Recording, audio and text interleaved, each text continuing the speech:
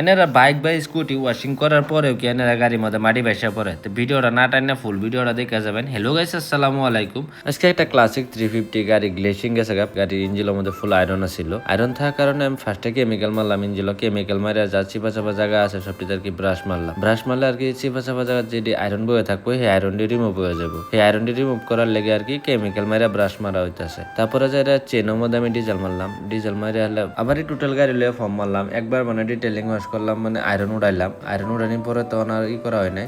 যদি আয়রন জায়গা জায়গা হুগায় থাকে সেই জায়গাটি লেগে আর কি ফর্ম মারি ব্রাশ মারা হইতেছে। আমার যদি ব্রাশ মারিতে যায় যে কোনো জায়গায় যদি আয়রন অল্প অল্প লাগিয়ে থাকে সেই আয়রনটা টোটালি রিমুভ হয়ে যাবো। সেই আয়রনটি রিমুভ করবার লেগে আর যদি ভিতরে ডাস্ট থাকে বা মাড়ি থাকে বা লেত্রা থাকে বেশি, সেটিও আর কি টোটালি বাড়িয়া পড়লো ফর্মের লগে যায় আর কি। লেত্রা থাকলে ফর্মের লগে টোটালি বাড়িয়া পড়বো। তারপরে পানি হাই প্রেশার মেশিন দিয়ে হলো পানি মেরে দিলে এনে যা দেখতেছেন অটোমেটিক ক্লিয়ার হয়ে গেছে। পরে স্টিল যে ক্রোমডি আছে এই ক্রোমডির মধ্যে আমি একটা অ্যাপ্লাই করলাম। এটা মানে অ্যাপ্লাই করে এনে খালি কাপড় দিয়ে মুছে দিলে ক্লিয়ার হয়ে যায়। তারপরে ফুল গাড়ি আমি কম্বাইন করলাম।